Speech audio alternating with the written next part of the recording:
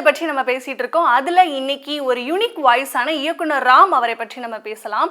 தமிழ் சினிமால எவ்வளவோ இயக்குனர்கள் வராங்க போறாங்க. ஆனா குறைவான திரைப்படங்களை எடுத்தாலும் பெரிய தாக்கத்தை ஏற்படுத்தக்கூடிய வகையிலையும் மட்டும் இல்லாம தார்மீக கோபத்தையும் மிக அன்பையும் காட்டக்கூடிய வகையில் இவரோட திரைப்படங்கள் அமைஞ்சிருக்கும். ஏன் இந்த மாதிரி திரைப்படங்களை எடுக்கிறாரு அப்படிங்கிறத பற்றி நம்ம பேசலாம். 2007 ஒரு படம் வந்துச்சு, கட்டுறது தமிழ் அப்படின்னு சொல்லிட்டு. அந்த படத்தை பார்த்துட்டு வெளியே போனவங்க யாருக்குமே மனசே சரியில்லை அப்படின்னு சொன்னாங்க. ஏன் தெரியுமா? அது வரைக்கும் நம்ம பார்த்தது ஹீரோயிசமை, ஆனால் ராம் காட்டியது யதார்த்தத்தை. படித்த படிப்புக்கு ஏற்ற வேலை கிடைக்காம ஐடி உலகத்தோட ஓட்டத்தில் ஓட முடியாமல் ஒரு பட்டதாரி இளைஞன் எப்படி சிதைஞ்சு போகிறான் அப்படிங்கிறத ரொம்ப ராவாக காமிச்சிருப்பார்.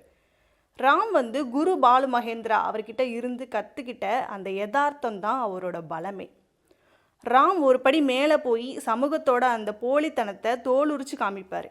ஏன் இப்படி எடுக்கிறாரு அப்படின்னு கேட்டிங்கன்னா, சமூகம் யாரை தோற்கடிக்குதோ அவங்க பக்கத்து நியாயத்தை பேச தான் நான் சினிமாக்கே வந்தேன் அப்படின்னு சொல்லுவார். அடுத்தது அவரோட ஃபேவரட் லிஸ்ட்டில் பார்த்தீங்கன்னா இந்த தந்தை மகள் பந்தம், இந்த தங்க மீன்கள் படத்துலலாம் பார்த்தீங்கன்னா ஒரு சாதாரண அப்பா தன் மகளுக்காக படுற கஷ்டம் மட்டும் இல்லாமல் கூடவே நம்ம கல்வி முறையை ஒரு பிடி பிடிச்சிருப்பாரு.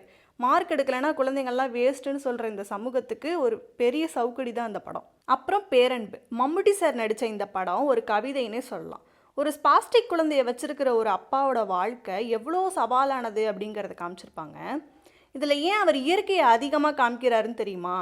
மனுஷனை தான் மனுஷன் தரம் பிரிக்கிறான், ஆனால் இயற்கை எல்லாரையுமே சமமாக பார்க்குது அப்படிங்கிறது தான் அவரோட பிலாசபி. இப்போ இருக்கிற ஐடி கல்ச்சரில் ஆண் பெண் ஈகோ, அவங்களுக்குள்ளே இருக்கிற ரிலேஷன்ஷிப்பில் வர சிக்கல்கள், இதெல்லாம் பற்றி பேசுனது தான் தரமணி படம். இதில் ஹீரோயினுக்கு புகுந்து விளையாட ஒரு போல்டான கேரக்டர் கொடுத்துருப்பாரு.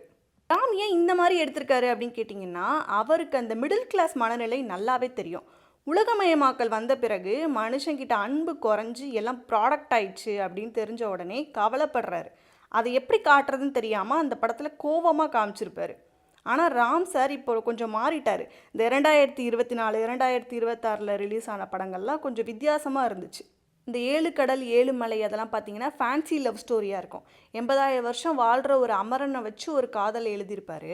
இந்த 2025 ரிலீஸ் ஆன பறந்து போலாம் பார்த்தீங்கன்னா ஒரு ஜாலியான மூவியாக இருக்கும்.